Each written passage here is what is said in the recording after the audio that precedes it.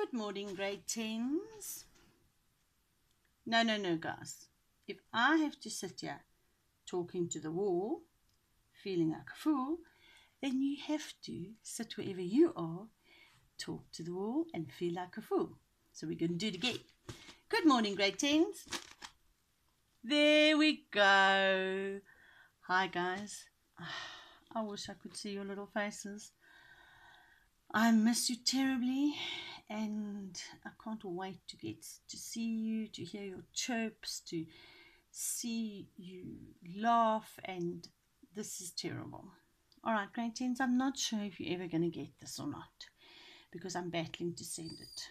But nonetheless, what I want to ask you is, can you please have ready for me the next time we meet all the notes you have on poetry for the year? I know, let's start at the beginning. Let's just get the logistics out of the way. There are 7 keys for grade 10 English. I teach 5 of them. Mrs. Skeepers teaches 1, and Mrs. Carol Smith teaches the other. Now, these 3 teachers, the 3 of us, have been working together so that we can all be on the same page. So for the sake of the next couple of lessons that I'm going to be teaching, we are going to be doing poetry, and all 7 the groups, the keys, whether you've done the work or not, we're starting again. It'll be revision if you've done it. If you haven't done it, it'll be new work. But I'm going to do it in such a way that we start with poetry. So please make sure that when I start teaching the poetry, as from the next lesson, you have the poems in front of you. Those that you were given. My classes were given from poem 1, and you can see it there, to poem at the back, to poem 8.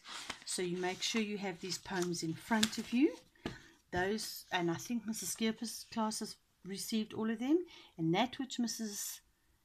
Smith has given you, you have in front of you, please. I will start teaching poem 1.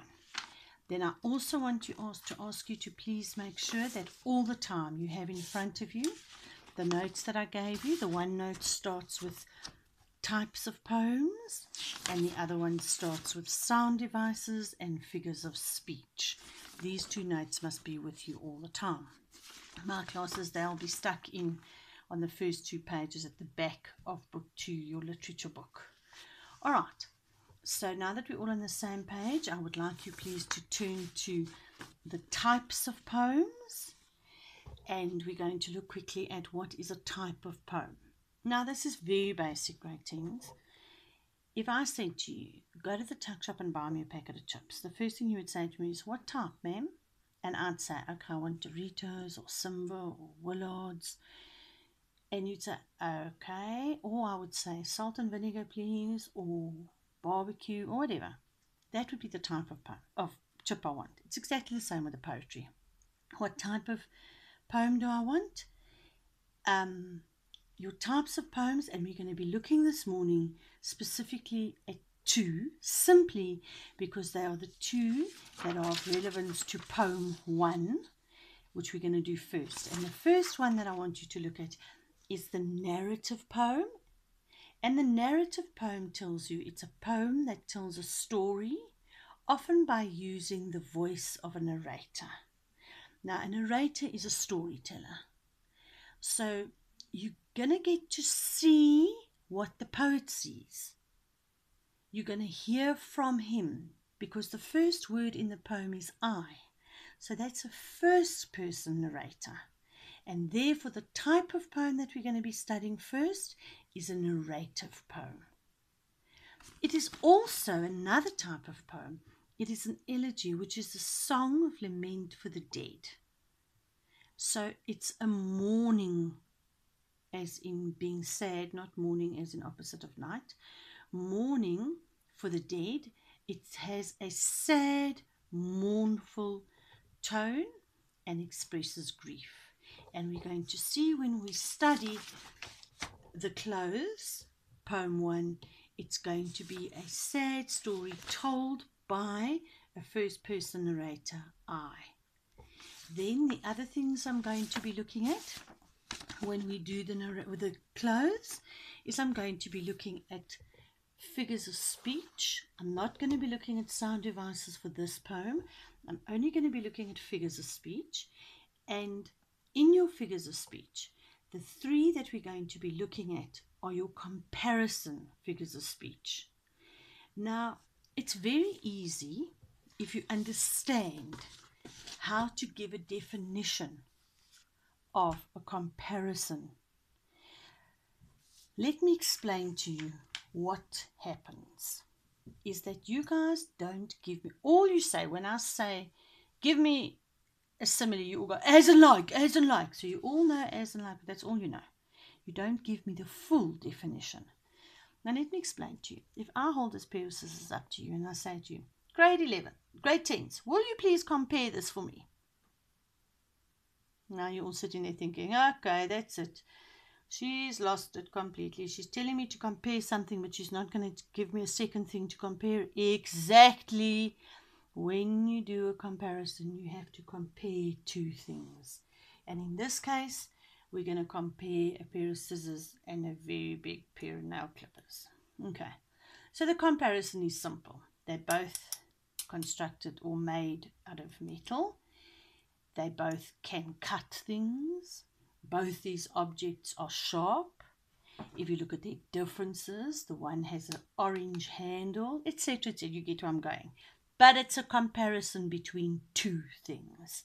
Now, exactly the same when you have a metaphor. Oh, there I put my hand around the camera and that works even better. Well, I'm clever. All right. The metaphor. The metaphor is a powerful, direct comparison between two things. And this comparison does not use like or as. Okay, for example, Mrs. Herron is a model. Okay, so that tells you I am as beautiful, as thin, as pretty as a model. But I haven't used the word as. It's been a direct comparison between Mrs. Herron and the model.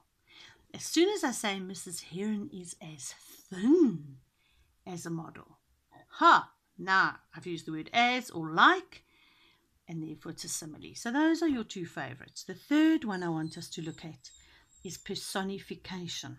Now, personification is when you give a non-living object a living quality. Okay? The heavens opened and cried down on the earth. Then the rain falling down is being given human quality, like as in crying. So that's personification. But this is old. This is nothing new, grade 10s. You know these things.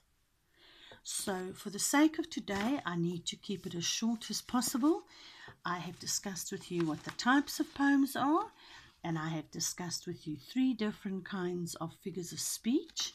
And this obviously is not my whole lesson. I'm just doing this short lesson to have a look and see if it actually ever gets to you. But the next time I see you, we're going to concentrate on poem 1, which is The Close by Wally Serote. And I need you please to make sure that you have numbered all the lines before I start teaching the poem. That's it for now, grade 10s. I will see you again probably on about Wednesday morning. I trust that you are staying safe. I trust that you are staying at home. I trust that you are keeping up to date with all the homework that you're getting from the RCL groups, from your different subject teachers.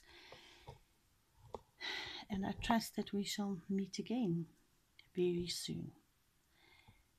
Good morning and thank you, grade 10s. The girls can go and the boys can follow. But unfortunately, I will not see you tomorrow. Until we meet again, God bless, grade 10s.